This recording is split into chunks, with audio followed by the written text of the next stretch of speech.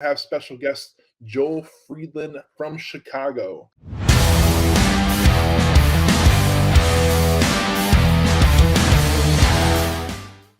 We're talking a little bit off camera about Chicago stuff and me growing up in Chicago. It's always interesting. How long you been in Chicago, by the way?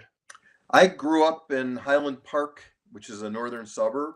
So I've been here all my life, 64 years. Wow, Yeah. it's quite a journey. Yeah. I love Chicago, but not in the winter. In the winter time, I go to Florida for a few months. How long you been doing that? Just the last few years. My kids grew up. I now have grandkids. My kids are adults, so we don't have to be here except to play with the grandkids. Yeah, I live. I try not to go to Chicago in the winter. I still have family in the Chicagoland area. It's just like I hate the cold, and I used to work outside because I think we talked about that. I used to work outside, and I was like, I had the full like 3 layers of clothes, like winter, like special military boots that protect you from freezing, Yeah. and it was. I had all the works. I do not miss Chicago. The only thing I miss from Chicago is the food. The food is Yeah. amazing. It's top notch. Um, I do recommend. But other than that, I'm good. My wife, she's like, "Let's move to Atlanta." I'm like, "Let's go. When do you want to go? Tomorrow or next week?" Like, I'm ready to go because man, that weather was killing me, and I always felt like crazy about it because my dad worked on the roads. He literally worked outside for 30 years. I mean, I don't know how my dad did it, but as soon as I got the Tough. first opportunity, I'm out. I'm out. Yeah. I'm with you on that. But I'm glad you at least get the opportunity to go to Florida because that's something I would do if I'd still live there. The weather is nothing to be trifled with. It's Uh, great in Florida. Florida's great in the winter. yeah, 100%. So, real quick bio, what you've done, how long you've been doing it for. Sure. We have you on the podcast because I'm going to have some interesting questions for you, but you just give everybody a little background on what you do and how you've been doing it, how long you've been doing it. Yeah, sure. So when I was 22 and I graduated from the University of Michigan, where it was also cold in the wintertime, I went into the real estate business, but I went right into industrial. I found a family that owned 84 industrial buildings, Wow. and they were looking for someone to be a leasing agent. And it was 1981. Interest rates were 17%, and the Podolsky family was looking for a sales guy to be an industrial real estate broker. Being an industrial real estate broker is a lot like being a home broker, but instead of taking people to see houses, you take them to see manufacturing buildings and distribution buildings, which are in industrial parks. There's millions and millions of people in this country who work in industrial buildings. Yep. In the Chicago area, we have 1.5 billion square feet. We have 16,000 buildings. So when I worked for the Podolskis, they had a bunch of vacancies because the times were tough. It was during an economic downturn. And I went door to door canvassing to find tenants for their buildings in industrial parks. I would park my car in an industrial neighborhood, and then I'd go stop in and I try to get to see the owners of manufacturing companies. The buildings we work on are called B and C industrial. They're much smaller than those gigantic things you see on the side of the tollway that are being built now for Yeah. Amazon. Yep. And so it's a different animal. We have a lot of companies that make stuff. Everything in your house, everything in your office, everything everywhere you go, it's made up of many components that were all manufactured in an industrial building and then brought together. And many of those components are then assembled to make other products. Like if you have a microphone, there's got to be 200 pieces in it. That means literally hundreds of companies are a supplier to the microphone manufacturing company. Yep. So I ended up learning about that, and I ended up making relationships as a broker for 10 years with hundreds of wealthy people who own their own businesses. And that gave me the ability to, because of those relationships, start syndicating and buying property with those friends and clients becoming my investors for 20, 30, 50, $100,000 each. And I started putting deals together to buy the buildings that I used to broker. And I still am a broker, by the way. I'm Okay. still an industrial real estate broker. I do fewer deals on a selective basis for clients that I love. There you go. And it's a good living. If you lease an industrial building, for $2 million a year for 5 years, it's a $400,000 commission. So when those come up, I still do them. But mostly, not mostly, about 2/3 of my time or half my time, I'm looking for buildings in Chicago, laser focused, because there's so much here. I don't need to go anywhere else Yep. to buy buildings and syndicate them to a group of 60 investors or 80 investors or 100. And we own the buildings long term, and we try to make an 8% starting yield, and we try to make profits when we sell them. Okay.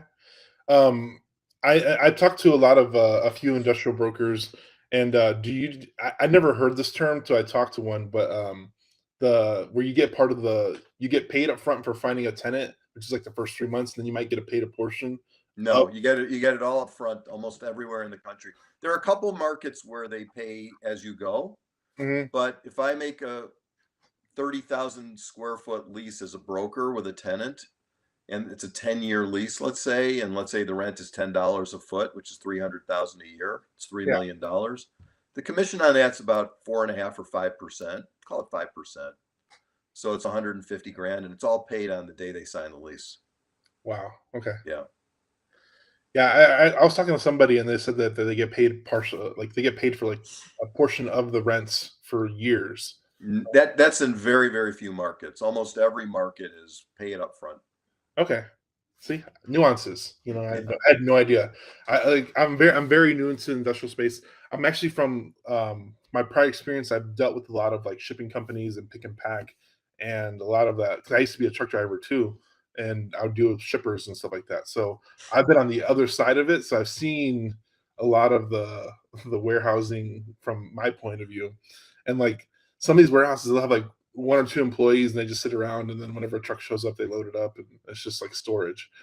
Yeah, we have bigger companies than that. Most of our buildings that we own, for example, we need a lot of parking spaces because a lot of people work there. Yeah, But if a building is 30,000 square feet, generally speaking, they have 30 employees. It's usually about one employee per 1,000 square feet. And if it's a manufacturing operation or if it's heavy on sales office or administrative office, it yeah, could be more like two people for every 1,000 square feet. wow, So we own a 50,000 foot building where they make protein bars, okay, and it's 50,000 feet. He has 80 employees. We've got another company that we do business with. They're in the pork processing business, and it's a giant commercial butcher shop. So it's 100,000 square feet with 120 employees. that's so crazy. Uh, Yeah. now, this is I love it, and I love industrial. Like, there's so much, like, literally, it's like the shell, and then they'll do the tenants will come to a build out and put in whatever they need to do. So you can have versatility of a protein to a butcher shop in each one of them, and then they don't leave you most of the time because it's hard to, like, pick up and move those things. So usually, if you get a tenant in there that's putting in a lot of stuff, they're usually gonna stay there for a while. Is that right? Yeah, we have one building in the city on Tripp Avenue. By the way, Tripp Avenue is the street on which Walt Disney was born in Chicago. So he's like us. He was from here. It's a 33,000 foot building, and the tenant is a division of a much larger company, and they make safety products for the welding industry. And they've been in the building since the 1990s, early 1990s. So 30 years plus, and every time their lease comes up every 5 years they seem to renew. And here's why: you're totally right, they don't want to pick up their machines and move them, that's expensive.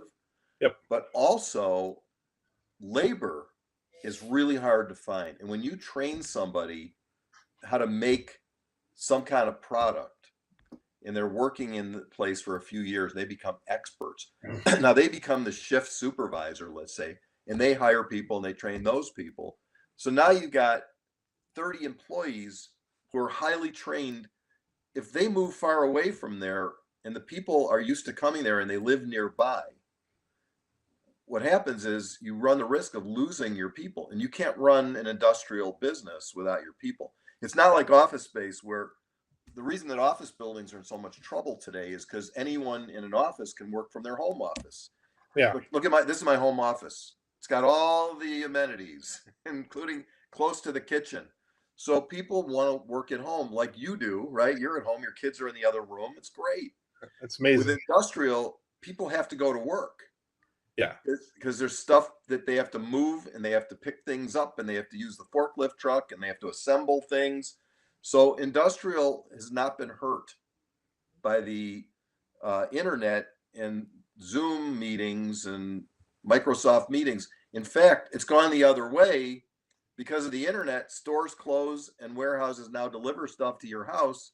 Yep. So They need more people there. yeah, it's really a trend, and it's been happening for the past 4 years dramatically, and rents have gone up between 50 and 80% in 4 years.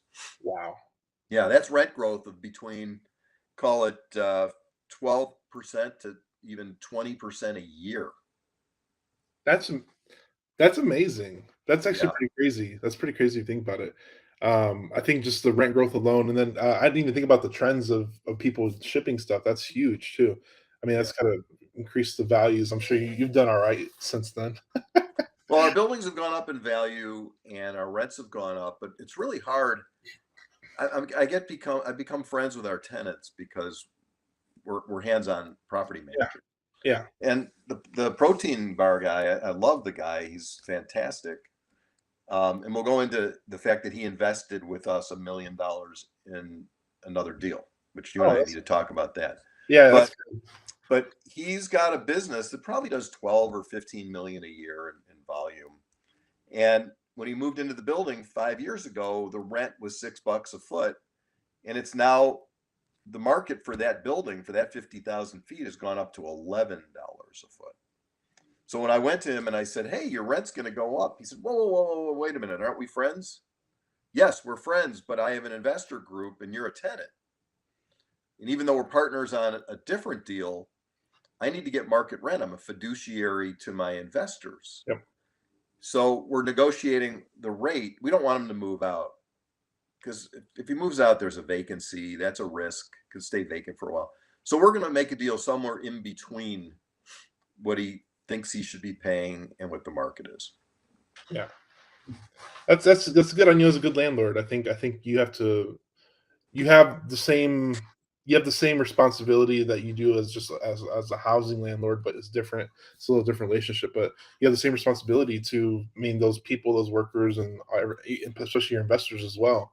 So I think Yeah, it's a fine line, and you got to ride that line sometimes. it is. It's really hard. I've been struggling with this because I like the guy so much and his business is great. He was on Shark Tank in year one. Okay, there you He, go. yeah, so if you watch the episode, it's called Element Bars on Shark Tank. It's a fantastic episode. Okay, I'll see if I find it. Yeah. Check it up on YouTube. Yeah. Um, so Um, industrial, how many buildings do you own in the Chicagoland area right now? We have 20 at the 20. moment. Over the years, though, Daniel, we've done 100 acquisitions in the Chicago area over a 30 something year period of time. And they're all similar in that they're mostly single tenant buildings as opposed to multi-tenant, Yep. and they're mostly smaller. They're mostly under 100,000 square feet. And in fact, our favorite size is 20,000 square feet. Is there a reason why you like single tenant over multi-tenant? Yeah, there's about 25 reasons. I'll give you the top three. All right, go ahead. Number one, managing a single tenant building is easy compared to multi-tenant because there's one tenant. They take care of cutting the lawn, trimming the bushes. They take care of all the problems with the driveway. They do repairs on the roof, repairs on the walls. It's a what's called a net lease, where the tenant pays almost everything, not Mm, quite everything, but almost everything, as if they own it.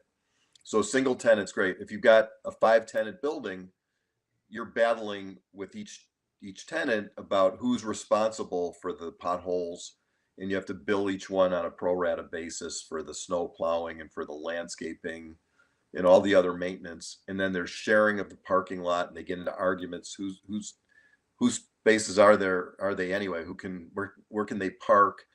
And so that's single tenants easier. That's number one. Number two, you probably never heard of this. We don't sell on a cap rate. When we sell, it's when a building is coming vacant and we sell to a user, which is another manufacturer or distributor in the area that needs a building. And very often, as crazy as this sounds, we sell it to the next door neighbor, because as companies grow, yeah, it's called a user exit strategy.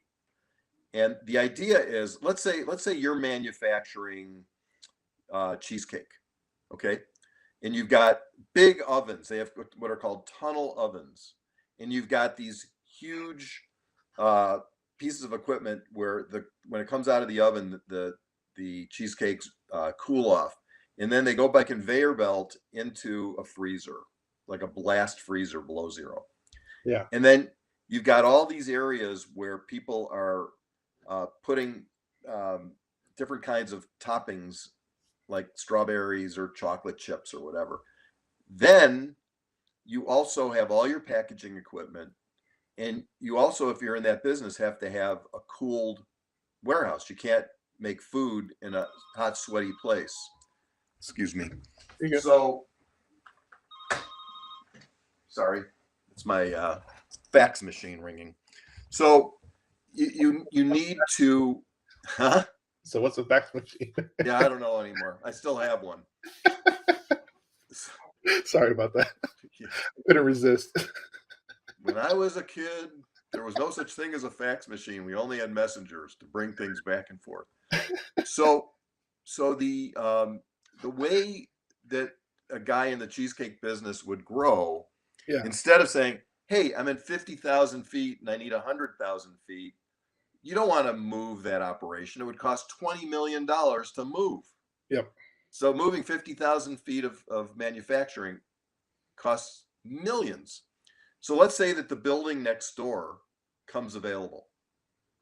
And let's say the buildings are separated by just a parking lot.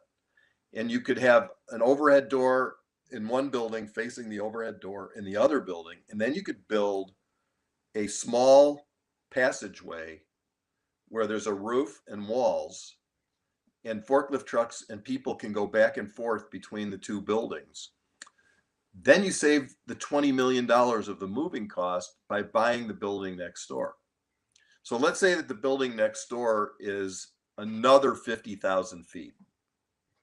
50,000 feet in our market today would probably sell for $5 million, $100 a square foot. But if it's the next door neighbor and he's trying not to spend 20 million to move, well, you get a premium. Oh, do you get a premium? You get we think it's between a 25 and 40% premium. Wow. Yeah. So instead of being $100 a foot, it could be $140 a foot, because in industrial, a user building, single tenant building, is nothing more than a very large tool for someone's business. It's like a tool. It's like a machine. Yeah. Without the building, you can't make your money. So that's the reason. The second reason that single tenant buildings are so fantastic. And there's the third major reason is because tenants like having their own freestanding building. They don't want to share a wall. You know how your kids are on the other side of the wall from where you are at home right now? Yeah. So if there were some noisy operation next door in a multi-tenant building with just a wall, you hear it. There's this one industrial building where they're moving in a bodybuilding operation. Industrial buildings have sports uses too sometimes because it's cheaper than retail for lease. This guy's moving his operation in next to a building that we own. And they're separated buildings, but he's going to have what's called techno music. You know, these muscle guys, they play this bam, bam, bam, bam, bam music. It's like so loud and so annoying. If you have your own building, you don't have the neighbor either making a smell or a noise or breaking through the wall and stealing your stuff. So I have a funny story with this. One of the places I used to go deliver when I was actually a truck driver, it was always next to the dog food plant. So literally when you drive in the industrial park, everywhere smelled like dog food. Yeah. The worst. It was the worst. Yeah. That's why dog food companies should not be in a multi-tenant building. And same with tire companies. Do you know how bad tires smell when they're in a I've been warehouse? in entire warehouses. I've been Yeah. there. I've been there. I've done it. And if there's a fire, that's another thing. If you have a freestanding building and the neighbor has a fire, imagine a tire warehouse catching on fire. Do you know what that smoke is like? It's this black, thick, terrible smelling smoke that would kill you if you breathed it for a couple minutes. Yep. So by having a freestanding building, you don't have any of that risk. Wow. I love your point number two. I've never thought about that, but getting a premium on freestanding buildings, in my head, I'm always thinking commercial cap rate, cap rate, cap rate. But I mean, are you targeting businesses that have a large operator next door that you can sell to in the future? Is that one of your No, strategies? it's so hard to find buildings that we're just lucky to find them no matter who the neighbor is. We get lucky. We have one building. There's a town called Elmhurst, I know. which is right near O'Hare. Yep. And we have a number of buildings in the Elmhurst Industrial Park, actually on a street called Industrial Drive, which is appropriate. And on Industrial Drive, we have a building at 706 Industrial. We own the building next door as well. And then on the other side of the building is another company that occupies a building, and it's an industrial type use. They have guys who climb up and work on cell towers. So Mm. when you see those big dishes and all that equipment and all those crazy things. So all that stuff is made in a warehouse, but someone also has to install it. So these guys are the installers and the repair guys for cell tower equipment. Mhm. So they're in this building. Our building is 21,000 feet and their building is 20,000 feet, and they needed to expand. So our tenant leaves after 18 years in our building. It's 718 Industrial. And we didn't even have a chance to put it on the market. We go canvassing door to door like I used to when a building's coming on. So I went next door and I said, hey, the building next door is coming on the market.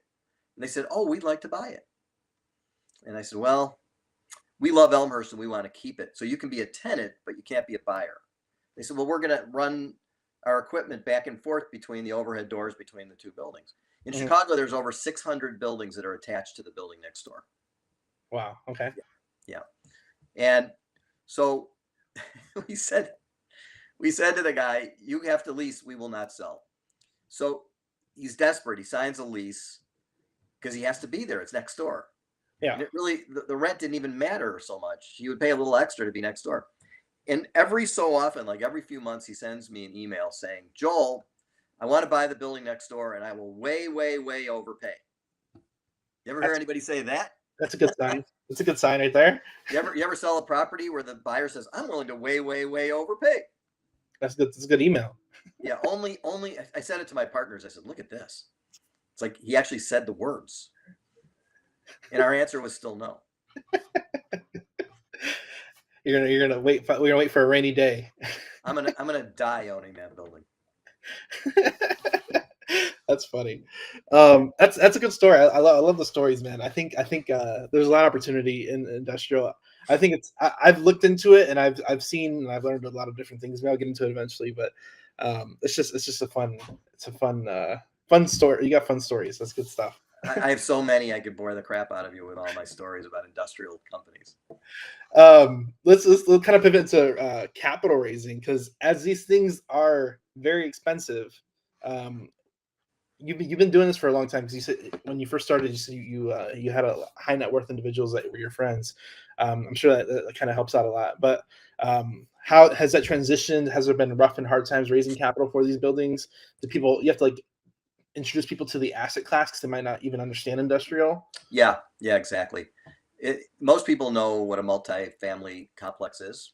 Yeah. You drive by them, and most people know what a retail store, a restaurant, self-storage, office building.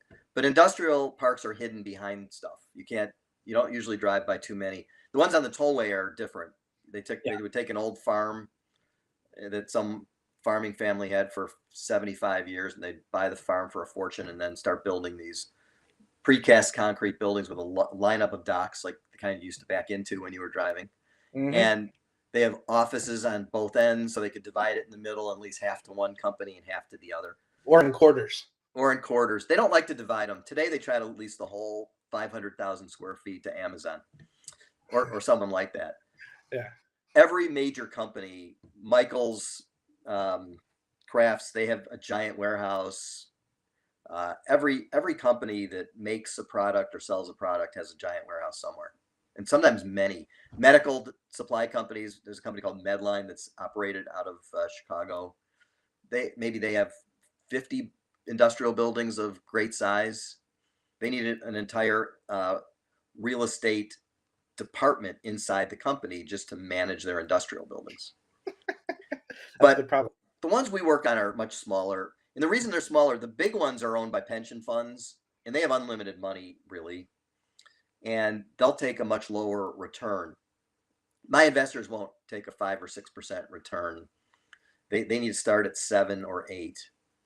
And it has to have some real upside, and it can't be tied to a cap rate sale, because a cap rate sale doesn't work if cap rates are going up. And right now they're going up.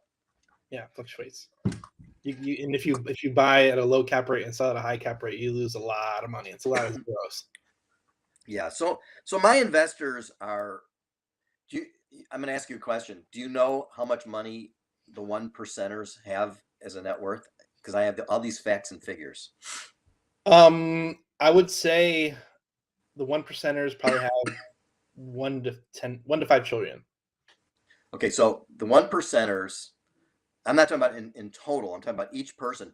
$11 million as a person or as a family. Okay. Yeah. It is in the trillions. You are correct. Absolutely. There's the 1%ers have far more money than the lowest 50%, which that's a whole political discussion. Yeah. But if you are a person with $11 million or more of net worth, that includes billionaires, that includes people with hundreds of millions, but all you need is 11 million to be in the 1%. And then the 2% is about 6 million to 11 million. And the 3%, the top 3% richest people are somewhere between 4 million and 6 million. Okay. Those type of people who I know you are looking for your syndication, for your fund, right? You're doing a $25 million fund. The people who are able to put $1 million in have to be in the top 1%. You can't talk to anybody if your minimum's $1 million. If they're not in the top 1%, they don't qualify for your fund. Correct. Unless you're willing to lower your minimum, which I think, I'm guessing you would, right? For someone says, I want to put in 250, you wouldn't turn them down. Special cases. Yeah. Yeah. So the people that invest with me are in the top 3%. They have anywhere between, let's say, 3 million net worth up to unlimited. And my minimum's 25,000. And the reason that we have a 25,000 minimum is because even the richest people are smart enough to know that diversification is a good idea. Mm-hmm. So if I bring them 10 deals in 2 years, if I buy 5 deals a year, and we do them deal by deal, we don't have a fund. Yeah. And they want to put in 25,000 per deal in 10 deals, that's 250,000. If someone's got a $3 million net worth, that's 9% of their net worth. I don't think anyone should invest more than 3% of their net worth in any one deal ever, because it's too risky. It's just a theory of diversification. So the people that invest with me generally average 100,000 per deal. Per deal, yeah. But I have a bunch of 25s and 50s and 75,000 investors per deal. And then I've got a bunch of people who are 250, 300, 500, and $1 million. We don't have too many people higher than $1 million, because our deals are $3 million to $5 million. And if I had someone that wanted to put in $3 million, they would own 60% of the deal. Yeah. So it's a balancing act. If I did a fund, I could raise a lot more from wealthier people at higher numbers, but we don't do a fund. Okay. How long have you been running that syndication model? Since 1989. Wow. Yeah. I was born in 92, by the way. So when you were 3 years old, I was doing about my 8th deal. -3. Right. You know how you get rich? I'll tell you how you get rich. How do you get rich? Tell me, Joel. You live long enough. I've got my investors that invest with me in the big numbers are old. I don't have too many people who are in their 30s and even 40s, certainly not in their 20s, who invest large amounts with us, because they haven't made their fortune unless their parents died and they were rich and they inherited money. I love that you say that, because I think time. A lot of people they put too much pressure on themselves to become rich when they're young, but really, an amplification of time gets you there. Yeah, it does, and it's being frugal as opposed to being a big shot. You don't need a fancy car when you don't have money, because that's stupid. That's ego, right? And you don't need a fancy house when you don't have money. That's ego. So the people that invest with me, generally speaking, are like the millionaire next door people from the book. You wouldn't know how wealthy they are based on the way that they live generally, because some of them have their own airplanes, and some of them have uh, houses in multiple cities, you know, south of France, um, Bahamas, whatever, Hawaii. But for the most part, people who are in the top 1% but don't have hundreds of millions, they don't want to run out of money. And you can outlive your money if your lifestyle is too high. Yep, 100%. And I'll tell you one more thing. The other way to get rich is to not be a gambler. You can get rich young by being a gambler and taking a lot of high risk, high reward. But in high risk, high reward deals, you're going to lose your money most of the time in those kind of deals. Most of them don't work. So the key, in my opinion, to great wealth is to be careful, not be an overspender, build a great business, have consistent income coming in from your business, and eventually maybe sell the business for a fortune. And now you have like a big nest egg, like 200 million or whatever. But those people have worked very, very hard. And many of them who sell their businesses are the children and grandchildren of the founders. Yeah. Can you give a tip to how do you find these high net worth people? As far as like where do they hang out? Do they go to the country club? Do they go to a cigar bar? Everywhere. There are people who go everywhere. You don't know who they are because they're on their forehead. It doesn't say $80 million net worth, so you can't really tell. So they're at restaurants, they're on vacations, they're at the grocery store. Do you know the best place to meet wealthy investors is in a grocery store in a wealthy neighborhood? That's the best place. Or how about at the cleaners, picking up your dry cleaning? My partner was a guy named Lou Savage. You ever hear of the TV show Boy Meets World? Yes, I've heard of it. Okay, there's another show called The Wonder Years. My partner, Lou Savage, was the father of the stars of those two shows. And he was from Chicago. He lived in Glencoe. They had to move to LA because his kids were on TV. So now they're in Los Angeles. And unfortunately, he has passed away, but the kids are still alive, and the mother is. Lou used to tell me that he met most of his good clients picking up dry cleaning at the cleaners in his neighborhood, because you'd be standing there waiting for them to like sort the pants and the shirts and all that. And while you're waiting for someone who's sorting, you talk to the person. You say, "Hey, how you doing? Good. Well, you got a lot of pants there. Yeah, I love Levi's, or I love the Muggsy brand or whatever. Oh, wow, what do you do?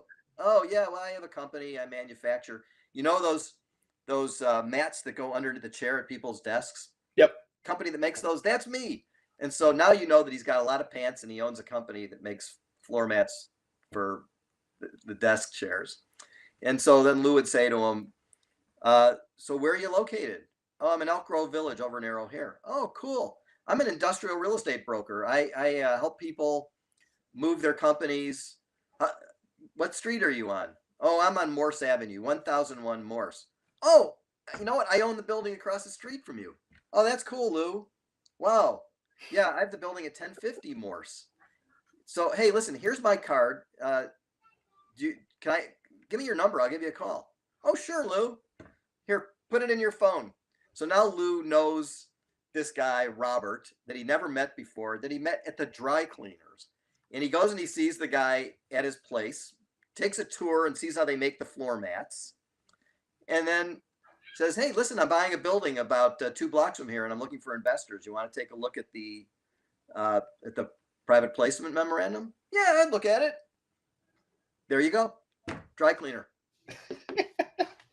Makes it sound too hard. I think this is I like that question, because I think it's a very old school way of doing things. going to the dry cleaner, which is good. I like the old school way of doing things because I think it's tried and true. But times have changed. You still got the fax machine. Do you still fax people with PPMs? No, no, no, no, no, no. I don't use the fax machine.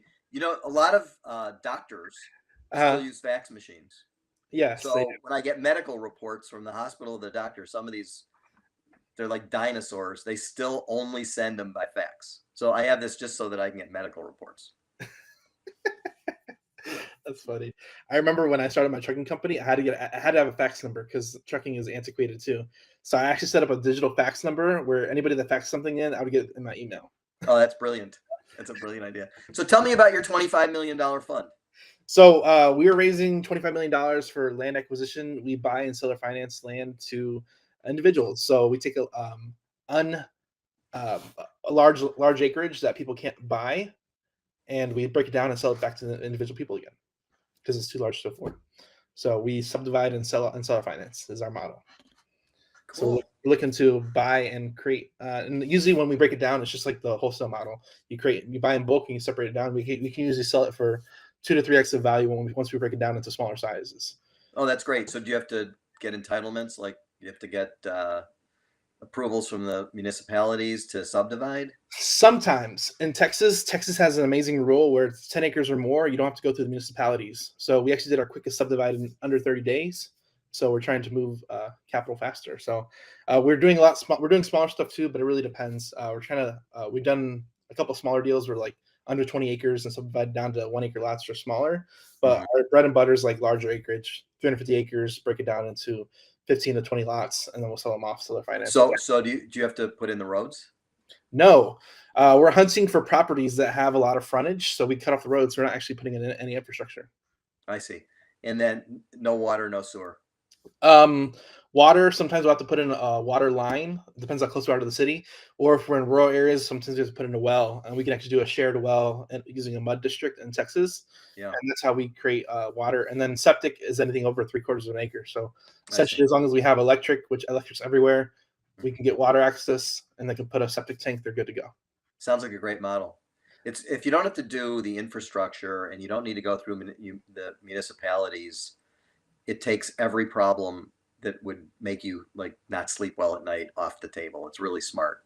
I love it too because it's the a lot of like developers, they take on all this inherent risk when they take on building infrastructure. And infrastructure, when you go to county spec, you got to put roads, sidewalks, curbs, fire Yeah. hydrants, all that stuff. And usually what we're doing, we don't have to deal with that stuff. So it's usually Wow.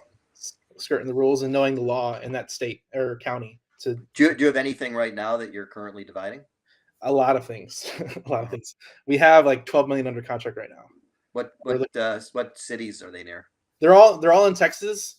We have stuff from the main area. We have to do a lot of stuff in like Dallas, the Triangle, Dallas, Houston to San Antonio and Austin, of course, and then we'll do stuff in the middle. So that's usually our given area. We did a 350-acre deal outside of Dallas and Greenville, Texas. We have stuff. We have a lot of stuff in San Antonio because that's where our partner's based out of. So we do a lot of stuff around San Antonio, but we'll go anywhere in Texas. So it's My son-in-law is from San Antonio, oh yeah, and he thinks he knows everything about barbecue. You know, oh barbecue is a big deal, right, in Texas. mhm. So he says, here in Chicago, where he now lives uh, with with our daughter, he says, the Chicago area doesn't really understand good barbecue. But I will tell you that there is a restaurant here called Smoke, Okay. and he has been there, and he says that may be as good as anything in Texas. And I'm going there tomorrow to buy food for Thanksgiving. As we're talking, it's just before Thanksgiving, so it's November. And I'm going to go there and I'm going to just get tons of food for a big group that we're having Thanksgiving with at Smoke. It's the greatest place. That's sounds like a plan. I think it's I love Chicago. Chicago has good food, and this is where like I love Chicago food is a crazy place, but there's always good food in every specialty. Like if you're German, Jewish, Chinese, it doesn't even matter. Like It's Arab, the best. Oh yeah, we have Mediterranean food from every Mediterranean food. culture. We have Hispanic food from every culture, and yeah, I mean, there's so many great restaurants, so many, like hundreds and hundreds of great restaurants. Chicago is an incredible city. So let me ask you, if you don't mind, another question about your model. Hit me. So you think that you're going to have $1 million minimum for the fund? I think, I don't know. This is my first time doing it. We're kind of failing forward and figuring it out, but yeah, we're gonna try and do that. Where will you get those investors from generally? At first, we're trying to pull a list and do some type of marketing. We do have people that are already interested at that price point, and then we might do ads to target them directly using some type of Facebook, Google, or both ads. Yeah, you'll have to let me know if that works. I don't know if it works. It may. We did some marketing to find new investors because our group of investors is large. We have 250 investors. But from time to time, if we do a new deal, not every one of them will go into every deal. So, in fact, probably 80% won't go into our next deal. We don't know which 20% will go into the next deal. So, if it's 20% of 250 investors, that's like 50 investors for any given deal. So if we're raising at an average of 100,000, if we're raising 8 million, I need 80 investors, which is 30 more than the 50 that I've got on average. Which still means you need to get like 100 more to fill up that 20%. So I need to get more. Well, it depends. If they're at 50,000 or 25,000, it takes a long time. But what we do is we hire marketing firms to help us put our name out there to new investors. And it doesn't work that well. The cleaners is a better place to meet a new investor, the grocery store, or a referral from an existing investor. We get a lot of people who have a family, like 2 cousins and then a sister and then an uncle. And it seems to multiply by referral that way. But you can't count on that. So we do a little bit of advertising. One of the things that I find is the most effective is being on a podcast like this, and then the audience of the podcaster is a different group than my group, and maybe one person might call or email us on the website from hearing me on a podcast. And usually because they get to know us much better listening for a half hour or 45 minutes, it's like it's a warm call. When they call, they already know my story, they already know my philosophy, they know that I'm friends with Daniel. I mean, all those things, and that's good. But we did a bunch of emails, and we sent 1 million emails. Okay. Over, we hired a company to do that.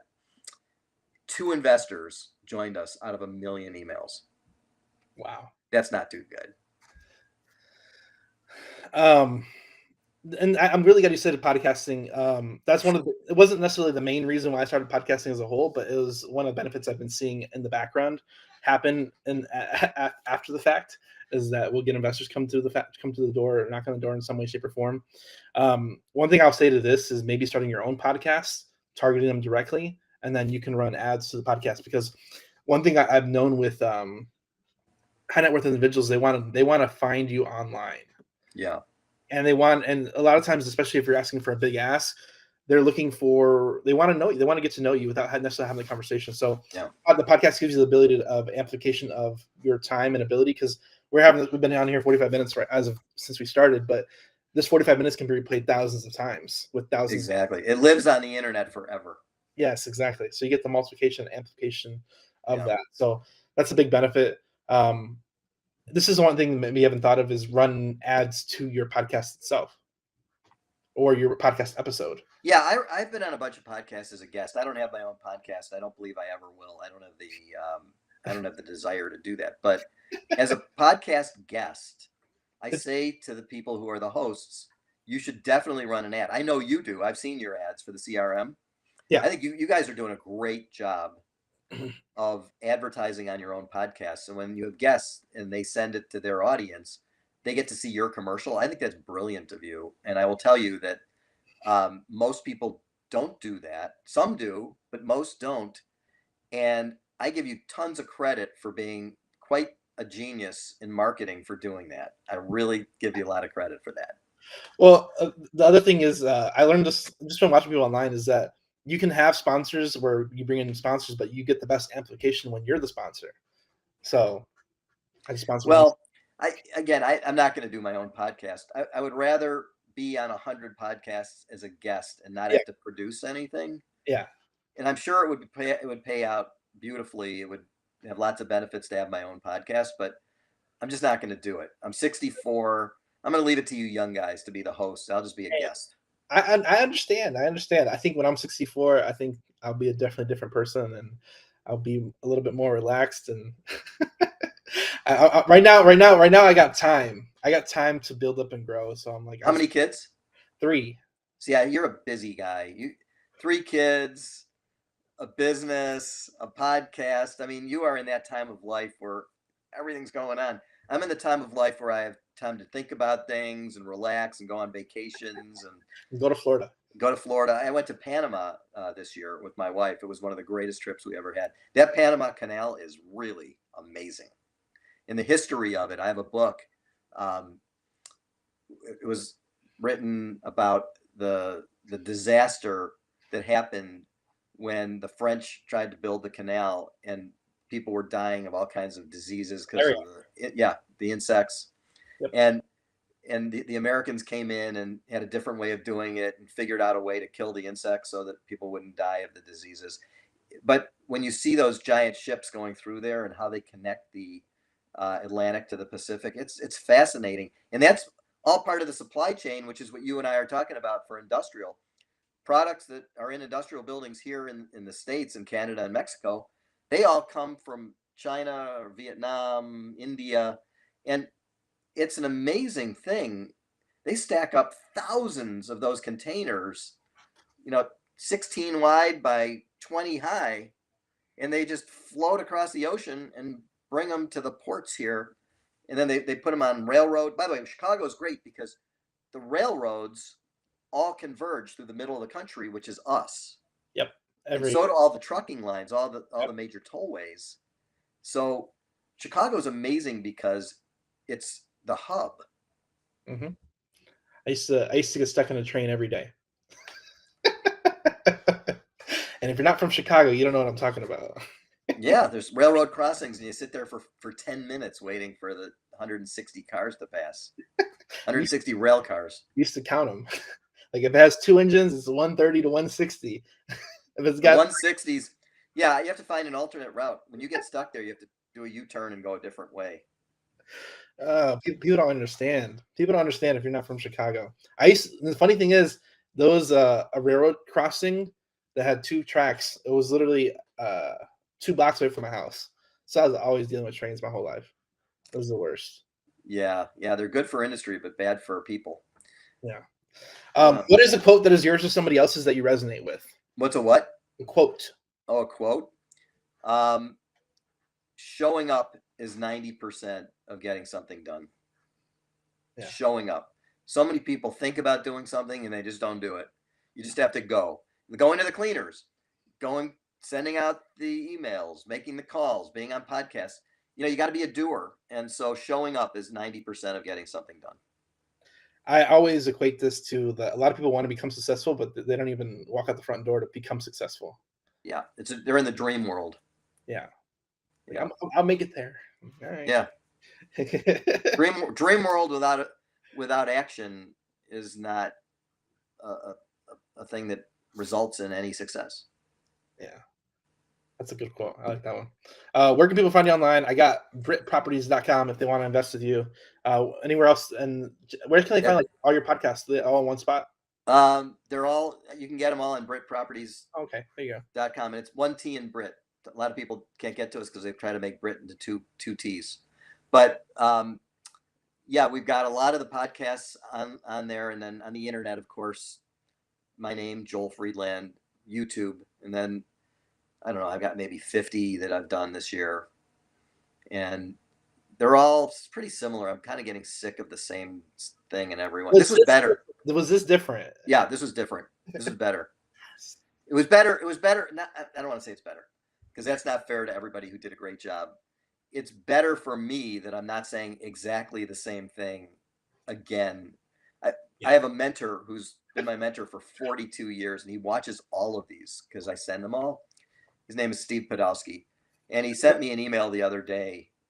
He said, "You know what?" He said, "I didn't like the last one." I said, "Why not?" He said, "Well, you didn't mention my name." I I'll mention his name. How you doing, Steve? There you go. Steve Podolsky. The man is the best industrial real estate thinker of anybody I've ever come across. But he also said, I didn't like it because you kept doing the same thing you always do. Change it up, man. So Daniel changed it up. This was really much better. Better for me, not better. Again, Whitney, we got all these really great ones. Chad Griffiths. We got all these great guys who've done wonderful podcasts. But I need to figure out how to do something different that's going to be a little more interesting, informative, and entertaining than the prior ones. Well, I'm happy to help contribute. Thank you. In my own little way. Thank you. Shout out to Steve. Thanks for watching. Thanks for tuning in. Nice to meet you. For everybody here, go like, share, subscribe. Thank you, Joel, for coming on. Thanks for sharing some knowledge. I learned a lot. So I'm excited. Hopefully our listeners learned a lot too. I learned a lot too. I really think your idea of going for the high minimum is pretty brilliant as well, because you don't have to, it's not as much work, but you also will get to your goal if you're successful at it. If you were going in 50s and 100s, you'd have to work for years to get to 25 million. So I think that's very thoughtful, and I'm encouraged that you're going to try it, and I think you'll succeed.